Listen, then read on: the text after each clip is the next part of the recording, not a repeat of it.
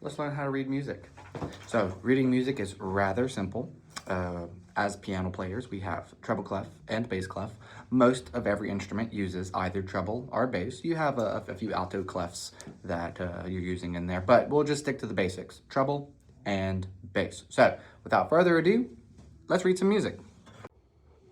Okay, so starting out, we have treble clef, bass clef, and then I have us a cute little staircase. Not the greatest, but it'll do. So treble clef is known as G clef because it gives us the G. Bass clef is known as F clef because it gives us the F, okay? We'll revisit that here in a second.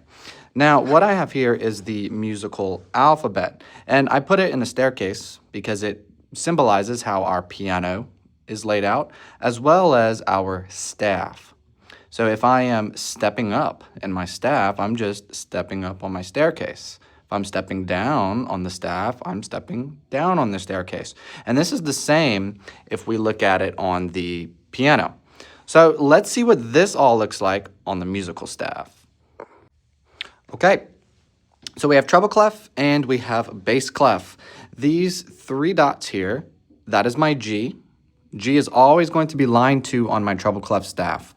This one here is my F, and it's always going to be line 4 on my bass clef staff.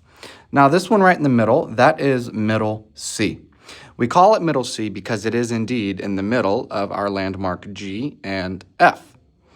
Now, as long as you know G and F, you can use those to find any other note on the staff, whether we're moving up or down. And in terms of reading this and applying it to the piano, you're not necessarily reading every single note. You're instead reading the distance between our notes. So I'm going to erase a couple of these here. So if I have these erased and I'm looking at it, I have an empty space in the middle. So if I know G, I can take that empty space, skip it on the piano, and play the next note. Right? Once I'm here, I'm looking at the distance there. I have an empty space, therefore I'll have an empty note on the piano. I'll take that skip and I'll step it up. So how this looks on the piano is like this. Let's just say I'm on, I'm on bass F. And I'm skipping down, so on my staff I have an empty space. So here, I'll have an empty note. And then again, empty space, empty note. Drop a like, leave a comment, and I'll be sure to add more in the future.